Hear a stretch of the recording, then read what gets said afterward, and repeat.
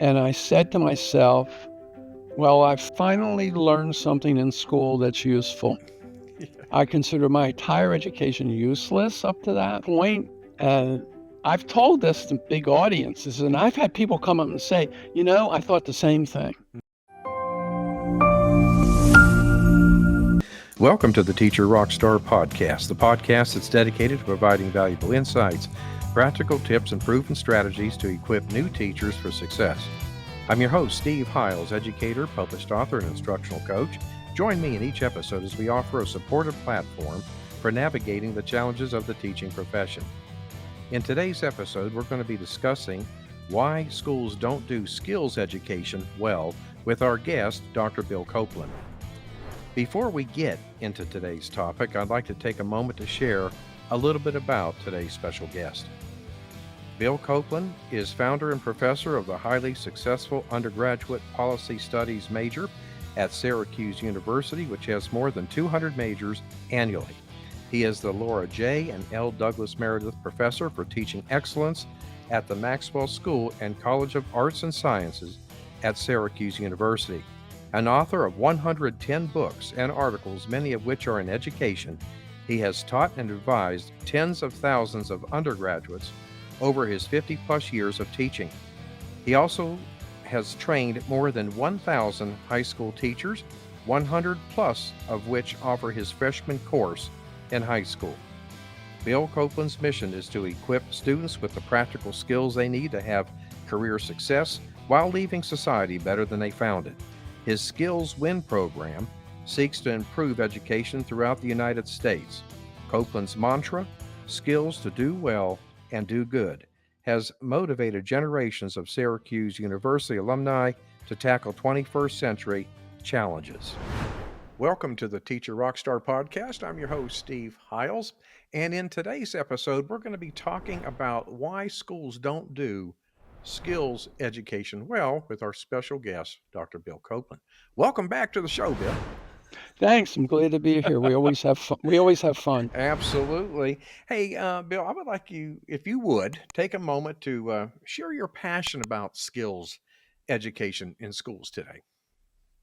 Okay. Well, I as a student going through school, I could never figure out why I'm learning all this stuff. And I know there was some attempt to give me skills, but the skills that the schools push are academic skills, like how do you do footnotes and how do you do research. I mean, today it's a little better. There's pretty big movement with SEL and other things to get a little broader, but they're not usually defined as skills. And I think skills is the key to education. At least for me it was, and I think the majority of people in the world, in America, think they're going to school to learn how to have a happy and productive life, to do well and do good. And then they're given esoteric math calculations, and they study Shakespeare, which is all could help. But it's the testing, and the message is always about mastering the content. And the skills are secondary. Now, I think teachers do look at skills. Oh, he can't write, we're going to help him write. But that's so poorly defined. I don't think they don't have a really structured way to evaluate it. So I think that our whole well, let me give a specific illustration. Sure. When I was in the 9th grade, I had a typing class. When I finished the typing class, I was up to 60 words a minute. And I said to myself, well, I finally learned something in school that's useful. I consider my entire education useless up to that point. And I've told this to big audiences, and I've had people come up and say, I thought the same thing. And to illustrate, so that's typing is a really concrete way of saying it, but there are some things you have to know how to do to get along in the real world. And a big thing, of course, is getting along with people. which involves a lot of different experience and training. But the system isn't set up for that. It's getting better. It's getting Yeah. better, but we're not close to where it needs to be. Yeah, Bill, to kind of piggyback off of what you said, when I was in school and even in elementary school, I found myself saying, where am I ever going to use this outside the walls of this classroom? You know what Right. I mean? And yeah, I Yeah. could relate to that, and this was me back in like fourth and fifth grade, Right. thinking, where am I ever going to use this? But they were the teachers. So, but I mean, human beings are tool-seeking people. They seek tools. That's nature of being human, is seeking tools to make things better. And when you get into schools, that's hidden, or maybe it's just assumed, and we don't have to talk about it. I don't know, but it's not good. well, this leads me to what I want to kick off our discussion. What are the key differences then, Bill, between traditional academic education and a skills based education? The differences primarily. The primary difference is that practice time on task, is the most important variable. Not even the quality of how you perform. That's also important, but time on task is the most important. The problems with the school systems are they don't have a lot of time. They have one teacher for 30 kids, and practice requires coaching. And so the teacher's going to run around the room and like help each kid, or how's this going to? There's a manpower shortage. And to correct, when the schools were small and little one schoolhouse, and the teacher probably took care of a lot of the skill stuff, because they could do it 1-on-1 or 1-on-3, not 1-on-30. Yeah, yeah. And then so what happened was what I call the trinity of reading, listening to lectures, and tests became the operation model. Well, that is not a good way to teach skills, and especially when it's tied to grades, because the performance on the test becomes the measure of success. And we all know that you can do very well on a test and you won't remember a thing the next day. I mean, people can't even remember the names of the courses they took. Yet this is in college, and yet same thing for high school is, and they can't even remember the name, let alone some factual thing. And so, what is the purpose here? So, what we want is students that can problem solve. It's called critical thinking, which I don't like that word, but it's okay. Problem solve, answering questions, asking questions, finding information is huge. And those skills can only be developed through practice. And it also requires engagement. So the student is like you were in the fourth grade, wondering why you're even doing this. And then the answer becomes because I want to pass and get a good grade. Yeah, but that's why you're doing it. Yeah, I know, and that Right. shouldn't be why you're doing it. I wouldn't think to pass exactly. the test. And it also, I mean, I don't want to get Marxist here, but it also then leads into hyper competition for ranking and all this other stuff, because it's going to make you more money. And that's extrinsic rewards that are not intrinsic desires. Yeah. And ideally, you want students to want to be engaged. Absolutely. Well, let me ask you this. Now, in your opinion, what systemic, I should say, barriers prevent schools from prioritizing skills-based education into the curriculum? Yes. First of all, the teachers are very poorly prepared to teach skills. And by the way, I don't even like the word teach, because that implies content and mastery. I like the word coach, skills. Mm-hmm. So they're taught to be teachers, which leads you quickly to they say stuff, Mm-hmm. and therefore the student will repeat what they say, or the student will read stuff and repeat it. That's pretty trivial memorization, and everybody will say, "Well, no, that's not what we're doing. We're making you really Yeah. think." No, their definition of thinking is saying two scholars disagree over X.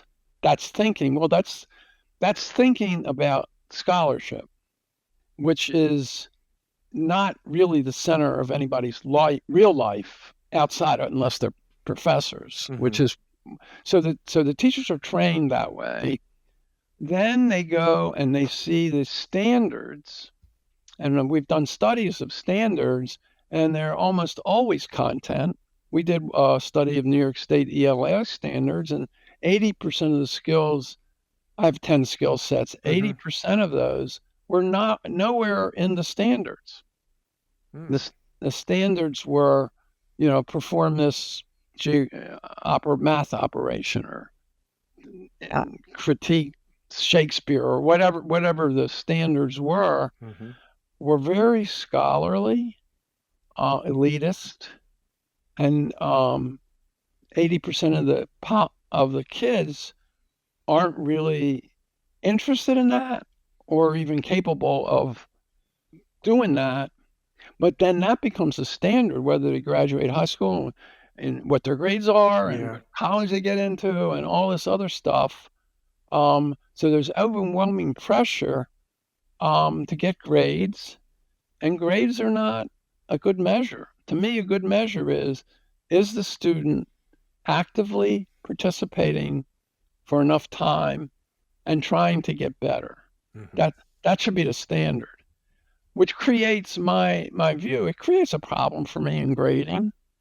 But it's the only way to go, in my opinion, if you're going to do skills. And by the way, you don't have to do 100% skills.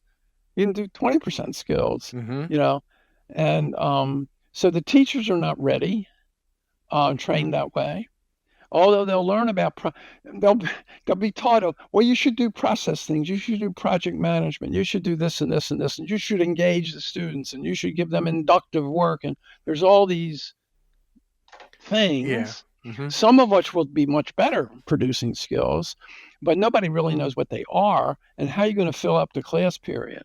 That's another thing. They got to fill up the class period, and they think running their mouths is the way to fill up the class period, right? And meanwhile, the kids want to shoot themselves.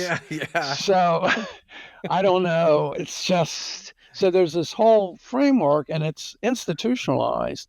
And then the mechanisms for change in education are ineffective, inefficient. First of all, some of the changes come from professors like math professors or social studies, who are scholars, who define the stuff as mastering content, or they'll use vague terms like critical thinking, which I refuse to use because it's not critical thinking if you use the word critical thinking, because we don't even know what it means. I like to say it either means problem solving or asking and answering the right question. That's my definition of critical thinking. But their definition is varies by discipline also. So an English lit professor, I got into a dialogue with him. He's saying, well, you don't promote critical thinking. And I said, well, what's critical thinking? And he said, being a critic of a piece of literature. Well, to me, a literary critic is critical thinking. And so their mind is just at a different level. Then you have all the consulting bandits running around making millions and millions of dollars, where the system requires that they produce stuff, that you get stuff. So you improve the content of your course. Or there's one that's selling really good videos that will increase engagement. like, I don't think so. Yeah. I mean, what are you talking about? What are you going to do? The only way you can have engagement is to make kids do stuff. Yeah, right. That's the only way you can get it, and that's where skills comes in. So the mechanisms for change aren't there. There's a and the it's a system where there's no maneuverability for the teacher. Yeah. And when they have these new models and things, what do? They create a curriculum. Well, there's 2 years of 4 people's work creating the curriculum. Then will the teachers use the curriculum? Probably not. Yeah. It's very hard to get the teachers to change. Also, the teachers feel that they're not doing anything if they're not talking, if they're not presenting content. And so it's just very, very difficult. And added to that is the whole, cells and bells, 40 minutes, Yeah. change class. Mm-hmm. Well, if you're going to improve your work on an Excel spreadsheet, it could take 2 or 3 hours. What are you doing? So what? And I mean, some teachers will and some teachers work. Spend the whole time telling kids, get on a computer. I'll walk around a room and I'll help you, which is the way you should do Excel. You should not talk more than 1 minute about Excel. Yeah. You should make them do it. Absolutely. And it goes also into one of the things that really bugs me. I work a lot with career services at the university, and my granddaughter goes, okay, and I asked, did she learn about LinkedIn? She said, yeah, they came in and said we should have a LinkedIn, but I don't know what a LinkedIn is. So I said, well, if it was me, I would have go in there, take out your computers, put in LinkedIn.com, Mm-hmm. put your name in there, and make a LinkedIn. I wouldn't tell them why it's good, but they think they have to tell them why it's good, which is more of this, more talking, and doesn't work. Yeah. So, and I run a freshman course now that does this. It's amazing, and the kids love it. Good. They come out of the course having their own LinkedIn, having their own VMOC reviewed resume, but I don't let people talk about it. You can say a little bit, Yeah. and there I do use grades. Either do it or you won't get an A. And I don't care how well you do it. Yeah, I just right. want you to do it. And that's a special situation. So it's the attitude of the teachers, the way they've trained, the cells and bells structure. Yep. That prevents skill development. Are you a teacher who finds yourself drowning in the challenges of classroom management? Do student behaviors leave you feeling overwhelmed and drained at the end of each day? Picture this: a classroom where your students are not just present, but fully engaged, focused, and eager to learn. Say goodbye to classroom management stress and hello to success. The Teacher Rockstar Academy course is meticulously designed to equip you with the tools and strategies needed to skyrocket your effectiveness as a teacher. Curious to know if the Teacher Rockstar Academy course is the missing piece in your teaching journey? If you're ready to reclaim control of your classroom and witness the incredible impact on your students, then use the link in the podcast description to learn more about this program. Well, let me ask you this, because you touched on it about many educators you feel are unprepared to teach these real, skills-based, real-world skills. Well, what kind of training then, Bill, or professional development would these teachers need to be able to do that? Okay. First of all, I don't really believe in training unless it's just in time. So I don't want them to go to these webinars and listen to all this stuff.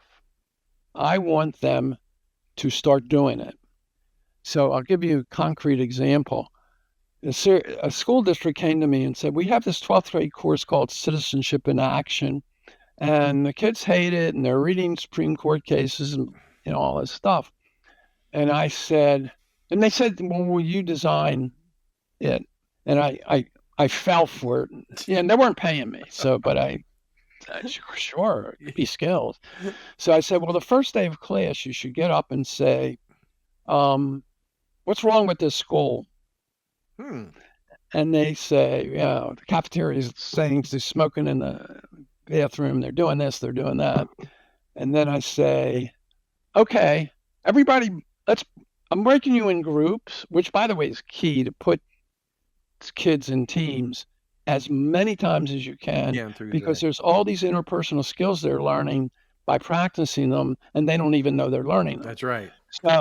So, okay, each group present a policy for we choose one problem. Let's say smoking in the bathroom, too much smoking in the bathroom. So then they come the next day and they talk about, I don't know, a smoke detector, whatever they propose. And then I say to them, well, you just proposed a policy. Hmm. And the purpose of people in a democracy is to help shape policies. And you were a stakeholder who's dissatisfied with a condition in society, and you now proposed a policy. And your next problem is, how do you get the people in power to accept the policy? So then I put them through Mm-hmm. that. I teach a whole course Yeah. I'm teaching a whole course this way next semester, but Well, it could be done.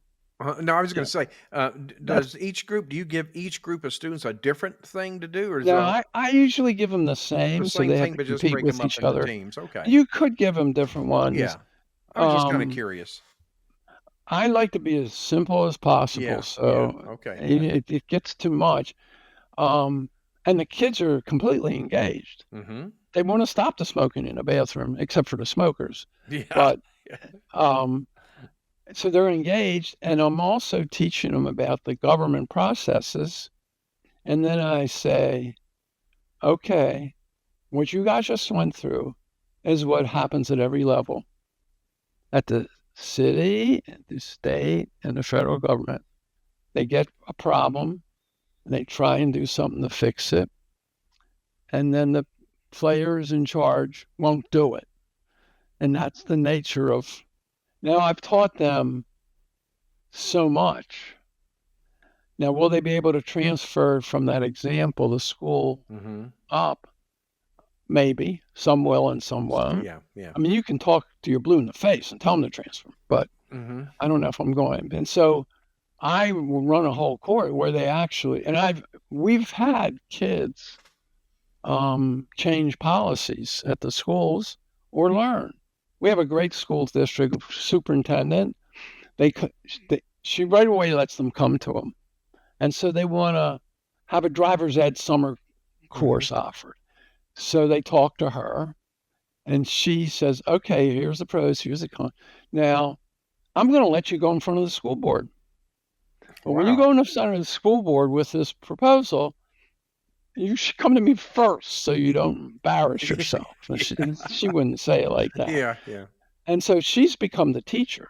Mm-hmm. So the community becomes the teacher as far as content goes. The process, the teacher said, here's another example of why teachers have trouble doing this, is the teachers don't understand their most important job is to manage an educational environment. It's not running their mouth. It's not their tests. It's Mm-hmm. none of that. It's creating an environment which will stimulate kids to improve themselves.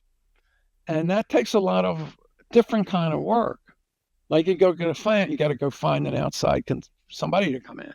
So, but I think they need to think in terms of what's an educational environment that's going to do it, not in terms of, well, what should I tell them so they'll understand this? The word understand is like a joke to me.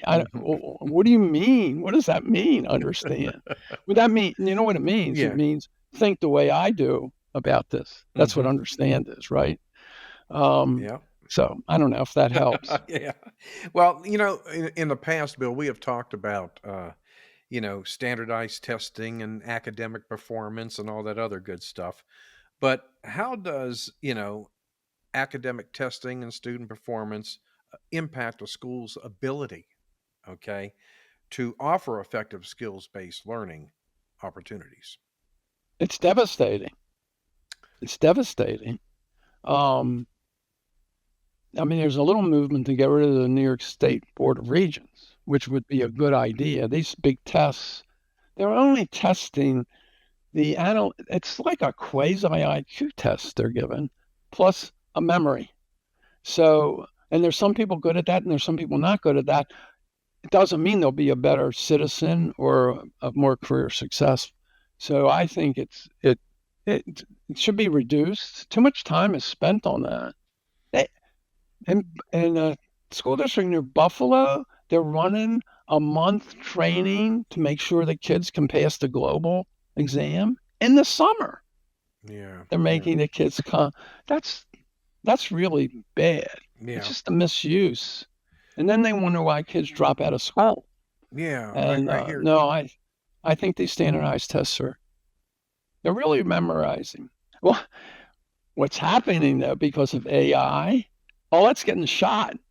Kid just puts a question in and gives you the answer. Yeah. Yeah. I know. And so why do I even have to remember when the Declaration of Independence? If I need that, I'll just ask AI. Or really, AI is nothing but a Google on steroids Yeah. anyway. Yeah.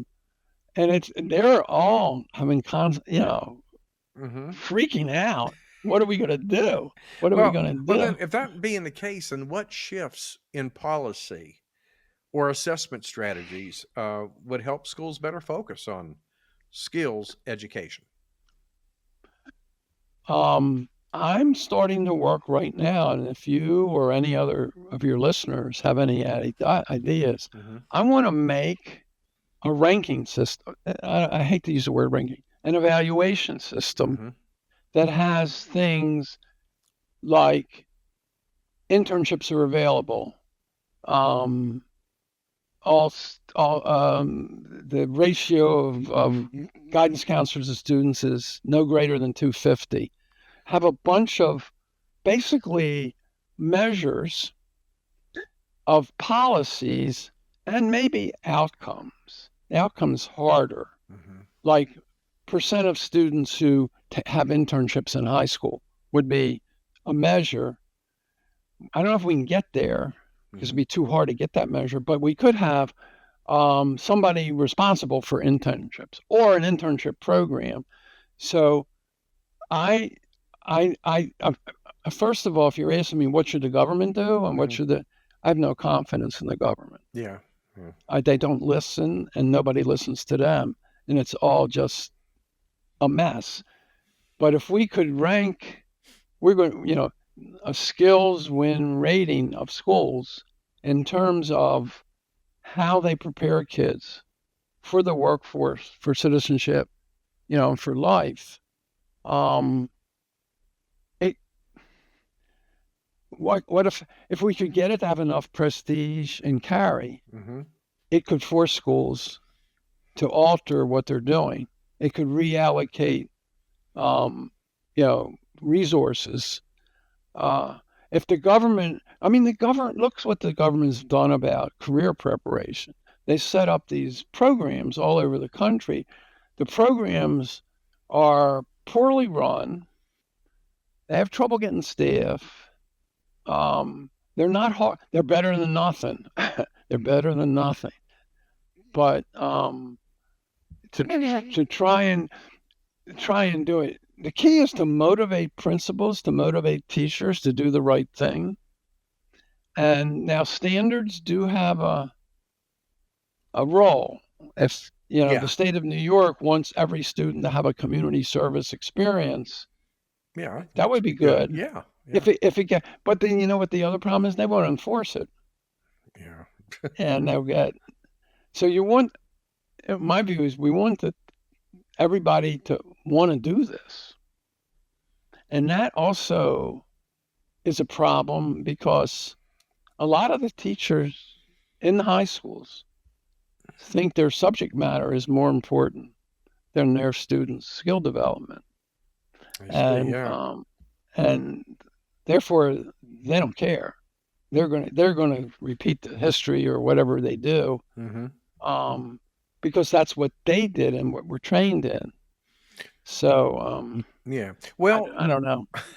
Well, what role do like businesses and industry or even local communities play in enhancing skills education in schools. You know. I think they could play a huge role. I think they um, can give internships, Mm-hmm. which would be apprentice programs. Um, I think they should be in the classes more often. Yeah, that would be nice. Yeah. And I think they should focus on um, what skills you need to succeed at my business and why my business is fun. So, but it's hardly there. Well, when I went to school, there was a high school that I went to my senior year, and Mhm. I would say it would be skills based to some extent. I mean, they had departments where, if you wanted to be a wood maker, Right, or a musician, or you wanted to study plants, and they had a great botany program, and all that, and automotive, welding, all right. that stuff. And would you say that would be more skills?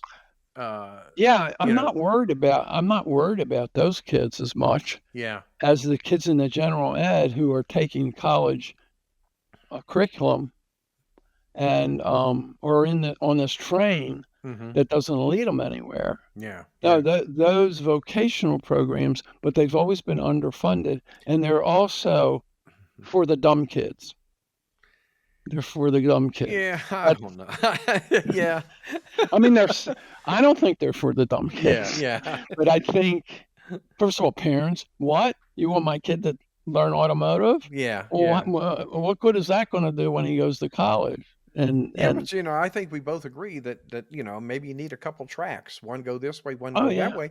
And every child is probably not going to be destined to go to college, and oh definitely. And I think it's a great thing to aspire to, though. But you know, in New realistically, York, you know, in New York State, 20% don't go to college. yeah.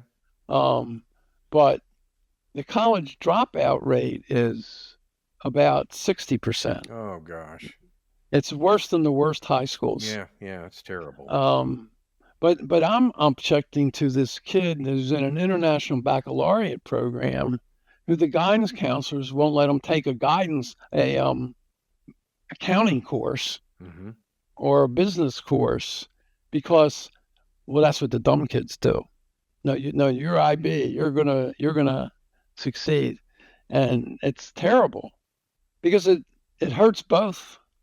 Yeah, The yeah. Really. It Yeah, hurts them both. yeah. If you think And about it. it's an equity question too. So I see it. These are the high performing high schools, but then you have low performing high schools that want to be high performing. Mm-hmm. So let's put money into IB, International Baccalaureate, which makes no sense. Mm-hmm. That program graduates almost nobody. A lot of kids take the courses, but never finish the Finish whole them. Yeah, thing. yeah. And by the way, colleges don't even know how to give them credit for it. So if you took that and you go to college, you're much better taking the AP because the colleges will take the AP, even though that's even worse, right? Yeah. That doesn't do anything either. So I don't know. Yeah. I'm talking too much. No, you're fine. Well, let me ask you this, Bill. What for new teachers out there, and even seasoned ones that we have on that listen to us, what is your biggest takeaway that you would like to share with our audience? To focus on the skills that they think the students should have.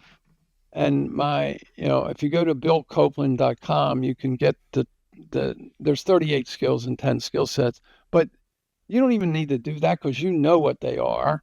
They're getting along with people, they're gathering information, you know what they are, but not to be scholars, but to function as citizens, as family members, as workers. So I think the teachers, and I see teachers doing that, some very high level, really good content teachers will also worry about the other. So you can do both. We're not saying get rid of it, just make it more. And then the other thing is project based learning. Make kids make PowerPoints and presentations.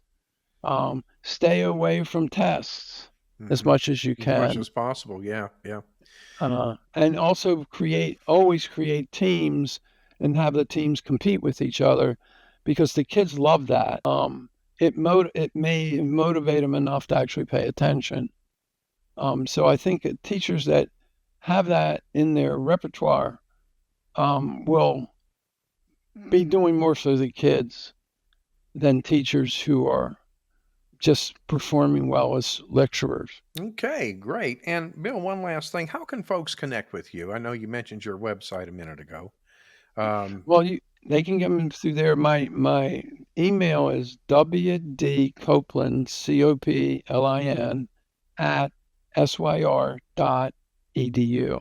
Okay, great. And we'll have your contact information in the description Okay. as well. So that'll be great. And Well, I there. have several books on Amazon. You might want to look at some of them. Okay, we'll have that information in the description as well. And Bill, as always, I want to thank you so much for taking time out of your busy schedule to join us. It's always a pleasure talking to you. I And enjoy talking to you. all right, well, you have an awesome rest of your day and you take care, okay? Okay, thank you. Bye bye. Bye. Well, we have come to the end of today's episode. Thanks for listening to the Teacher Rockstar podcast. I'm your host, Steve Hiles. We hope you got some golden nuggets on why schools don't do skills education well.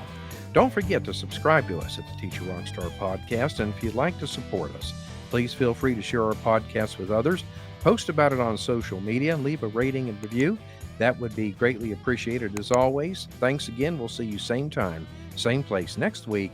And remember, my friend, you got this.